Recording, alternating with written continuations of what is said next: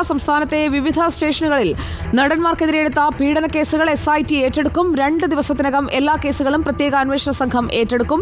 പീഡന കേസുകളിൽ പ്രതികളായ നടന്മാരെ ഉൾപ്പെടെ ചോദ്യം ചെയ്യുന്നത് പ്രത്യേക അന്വേഷണ സംഘമായിരിക്കും. റിനു ശ്രീധർ നൽകും കൂടുതൽ വിവരങ്ങൾ. റിനു ശ്രീധർ, വിവിധ സ്റ്റേഷനുകളിലാണ് കേസുകൾ രജിസ്റ്റർ ചെയ്തിരിക്കുന്നത്.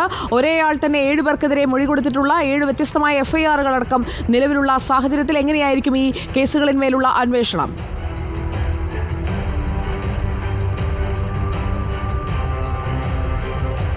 ഹേമ കമ്മിറ്റി റിപ്പോർട്ട് അതീവ ഗൌരവമായി തന്നെയാണ് സംസ്ഥാനത്ത് സർക്കാർ കാണുന്നത്. സംസ്ഥാന സർക്കാരിനെ വെട്ടിലാക്കിയ ഒരു റിപ്പോർട്ട് എന്നുകൂടി വേണമെങ്കിൽ പറയാം. വലിയ രീതിയിലുള്ളൊരു പ്രതിരോധത്തിലേക്ക് സംസ്ഥാന സർക്കാർ പോകുമ്പോൾ പ്രത്യേക ഇൻവെസ്റ്റിഗേഷൻ ടീമിനെ ഇറക്കിക്കൊണ്ട് ഈ കേസ് അതിവേഗത്തിൽ മുന്നോട്ട് കൊണ്ടുപോകാൻ തന്നെയാണ് സംസ്ഥാന സർക്കാർ തീരുമാനിച്ചിരിക്കുന്നത്. ഇത്തരമൊരു നിർദ്ദേശം തന്നെയാണ് ആഭ്യന്തര വകുപ്പിന്റെ കയ്യിൽ നിന്ന് ഈ SIT ടീമിന് ലഭിച്ചിരിക്കുന്നത്. അതുകൊണ്ട് തന്നെ സംസ്ഥാനത്തെ വിവിധ സ്റ്റേഷനുകളിൽ എറണാകുളത്തും തിരുവനന്തപുരത്തുമായി രജിസ്റ്റർ ചെയ്തിരിക്കുന്ന കേസുകൾ ഇന്ന് തന്നെ ചില കേസുകൾ SITക്ക് കൈമാറുമെന്നുള്ളതാണ്, പ്രത്യേക ടീമിന് കൈമാറുമെന്നുള്ളൊരു വിവരമാണ് നമുക്ക് ലഭിക്കുന്നത്. അങ്ങനെയാണെങ്കിൽ നാളെയും മറ്റന്നാളുമായി ഈ പ്രതികളെ ഉൾപ്പെടെ വിളിച്ചു വരുത്തി ചോദ്യം ചെയ്യുന്ന നടപടികളിലേക്ക് പോകും. നാളെയോടുകൂടി പൂർണ്ണമായി കേസുകൾ SIT ഏറ്റെടുക്കുമെന്നുള്ളൊരു വിവരമാണ് ലഭിക്കുന്നത്. തുടർന്നായിരിക്കും തെളിവെടുപ്പ് ഉൾപ്പെടെയുള്ള നടപടികളിലേക്ക് കടക്കുക എന്നുള്ളൊരു വിവരം ലഭിക്കുന്നുണ്ട്. ഒപ്പം കൊച്ചി കേന്ദ്രീകരിച്ചുകൊണ്ട് ഈ നടന്മാരെ ചോദ്യം ചെയ്യുന്നതിനുള്ള ഒരു നടപടികളിലേക്കായിരിക്കും പോവുക എന്നുള്ളതാണ്. ആലുവ പോലീസ് ക്ലബ്ബ് കേന്ദ്രീകരിച്ചായിരിക്കും അത്തരമൊരു ചോദ്യം ചെയ്യൽ നടപടികൾ ഉണ്ടാവുക എന്നുള്ള ഒരു വിവരവും നമുക്ക് ലഭിക്കുന്നുണ്ട്. അത് സ്ഥിരീകരിക്കുവാൻ വേണ്ടി നിലവിൽ അത്തരമൊരു കാര്യത്തിലേക്ക് കടക്കാൻ വേണ്ടി കഴിയില്ല. പക്ഷേ നിലവിൽ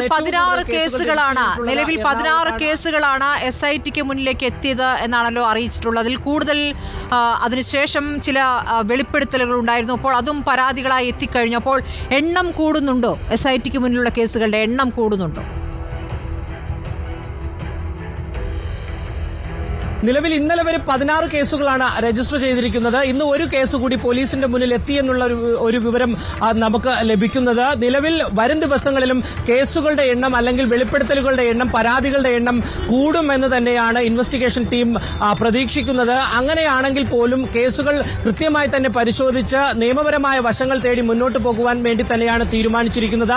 ഈ കേസുകളിൽ ഏറ്റവും പ്രധാനപ്പെട്ട ഒരു കേസായി എടുത്തിരിക്കുന്നത് നടൻ സിദ്ദീഖിനെതിരായിട്ടുള്ള കേസാണ്. അതുകൊണ്ട് തന്നെ ഇന്ന് ഇരയുടെ, അതായത് ഈ നടിയുടെ ഉന്നയിച്ച നടിയുടെ രഹസ്യമൊഴി ഉൾപ്പെടെ ഇന്നിപ്പോൾ തിരുവനന്തപുരം കോടതിയിലെ വനിതാ ജഡ്ജി ഇന്ന് ഈ രഹസ്യമൊഴി രേഖപ്പെടുത്തുമെന്നുള്ളൊരു വിവരവും ലഭിക്കുന്നുണ്ട്.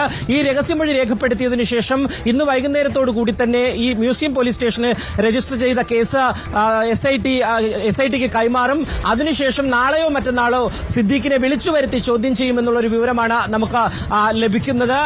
എറണാകുളം കേന്ദ്രീകരിച്ചായിരിക്കും അത്തരമൊരു ചോദ്യം ചെയ്യൽ നടപടികൾ നടത്തുക. എന്നാൽ സിദ്ദീഖ് മുൻകൂർ ജാമ്യത്തിന് ഇന്ന് ഹൈക്കോടതി സമീപിക്കുമെന്നുള്ളൊരു വിവരവും ലഭിക്കുന്നുണ്ട്.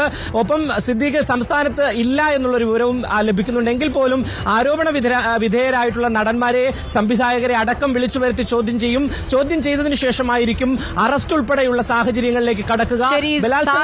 പ്രതിരോധത്തിലാക്കിക്കൊണ്ടുള്ള ലൈംഗികാരോപണങ്ങൾ തുടർക്കഥയാകുകയാണ്. വീണ്ടും ആരോപണങ്ങൾ ഉയർന്നുകൊണ്ടിരിക്കുന്നു. അതിനിടയ്ക്ക് മുകേഷിനെ സംരക്ഷിച്ചുകൊണ്ടുള്ള സർക്കാരിന്റെ നിലപാട്, CPMന്റെ നിലപാട്, ഏതറ്റം വരെയും മുകേഷിനൊപ്പം സർക്കാർ നിൽക്കുമോ, ഇടതുപക്ഷം നിൽക്കുമോ എന്നുള്ളതാണ് അറിയേണ്ടത്.